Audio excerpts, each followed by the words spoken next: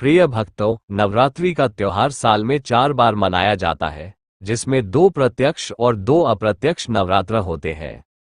आश्विन माह में पड़ने वाली नवरात्रि को शारदीय नवरात्रि कहा जाता है। शारदीय नवरात्रि प्रत्यक्ष नवरात्रि होती है, जिसे देश भर में उत्सव की तरह धूमधाम के साथ मनाया जाता है। साथ ही शारदीय नवरात्रि अन्य तीनों नवरात्रि में सबसे अधिक प्रचलित और लोकप्रिय भी है। पंचांग के मुताबिक 9 दिवसीय नवरात्रि का पर्व आश्विन शुक्ल पक्ष की प्रतिपदा से नवमी तक होता है। तिथि अनुसार इस बार शारदीय नवरात्रि की शुरुआत गुरुवार 3 अक्टूबर से हो रही है, जिसका समापन 12 अक्टूबर 2024 को होगा। नवरात्रि के इन 9 दिनों में जगत जननी आदि शक्ति मां दुर्गा के अलग अलग 9 रूपों की पूजा की जाती है और नवरात्रि के पहले दिन के अनुसार माता के आगमन के लिए सवारी होता है, जिसमें अलग अलग सवारी का देश काल पर अलग अलग प्रभाव होता है। तो भक्तों, आज हम लोग जानेंगे कि इस बार माता का वाहन क्या है और उसका क्या प्रभाव होगा तथा उस अच्छे या बुरे प्रभाव का कैसे उपयोग किया जाए कि जनमानस और देश का कल्याण हो। भक्तों, आप वीडियो को अपना प्यार और सहयोग अवश्य दीजिएगा। वीडियो को लाइक, शेयर और चैनल को सब्सक्राइब कर। नवरात्रि में मां दुर्गा का आगमन विशेष सवारी या वाहन में होता है। मां की सवारी से ही शुभ अशुभ समय का अनुमान लगाया जाता है।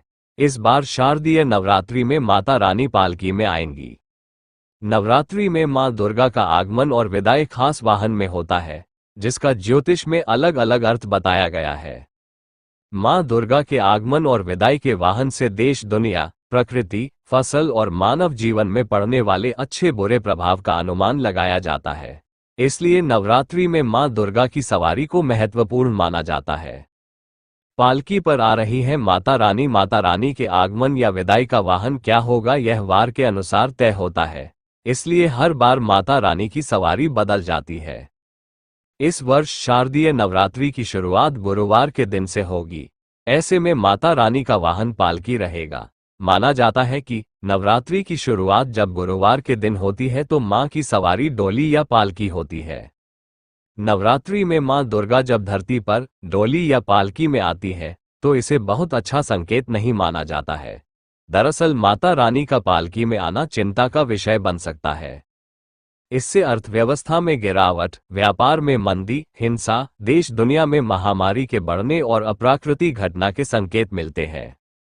शशि सूर्य गजरोधा शनि भौमय तुरंग में गुरु शुक्रैच दोला बुधे नौका प्रकीर्तिता। देवी भागवत पुराण के इस श्लोक के अनुसार सप्ताह के 7 दिनों के अनुसार देवी के आगमन का अलग अलग वाहन बताया गया है। इसके अनुसार नवरात्रि का आरंभ सोमवार या रविवार से हो तो मां हाथी पर आती है। शनिवार और मंगलवार से हो तो माता अश्व यानी घोड़े पर आती है। गुरुवार और शुक्रवार के दिन से नवरात्रि की शुरुआत होने पर माता रानी डोली या पालकी पर आती है। वहीं बुधवार के दिन से नवरात्रि की शुरुआत होने पर मां दुर्गा का वाहन नाव होता है। पालकी पर आना शुभ संकेत नहीं है। घोड़े पर आना शुभ संकेत नहीं है। हाथी पर आना बहुत शुभ है। नाव पर आना भी बहुत शुभ है। शारदीय नवरात्रि 2024 का शुभारंभ 3 अक्टूबर से होगा और इसका समापन 11 अक्टूबर को महानवमी के साथ होगा। इस बार माता दुर्गा पालकी पर सवार होकर आ रही है, जिसे ज्योतिष शास्त्र में एक महत्वपूर्ण संकेत माना जाता है। पालकी में माता का आगमन शुभ फलदायक नहीं माना जाता, क्योंकि इसे प्राकृतिक आपदाओं, राजनीतिक अस्थिरता और सामाजिक चुनौतियों का सूचक माना जाता है। हालांकि माता की कृपा और उपासना से भक्तों के लिए संकटों का निवारण संभव है। इसलिए नवरात्रि में श्रद्धा और भक्ति से पूजा करने से इन समस्याओं को हल्का किया जा सकता है या इससे मुक्ति भी हो सकती है। इसीलिए इस साल नवरात्रि में विशेष सावधानी बरतने की आवश्यकता है।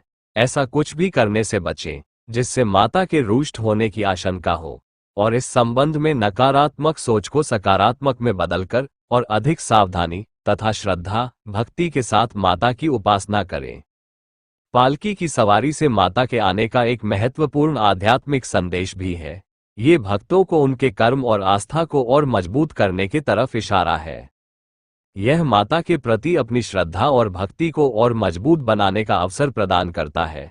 अतः हमें उन अशुभ प्रभावों से डरने या उसे अंतर्मन में गहरे बैठाने के अपेक्षा माता की उपासना और अधिक श्रद्धा, भक्ति और सावधानी से करना उचित होगा।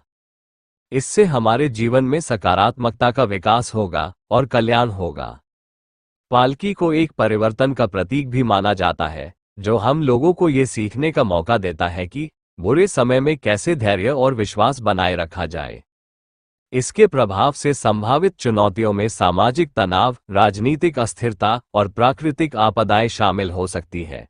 यही कारण है कि इस दौरान समाज में सकारात्मकता बनाए रखना और धर्म कर्म में लीन रहना अत्यंत महत्वपूर्ण माना जाता है।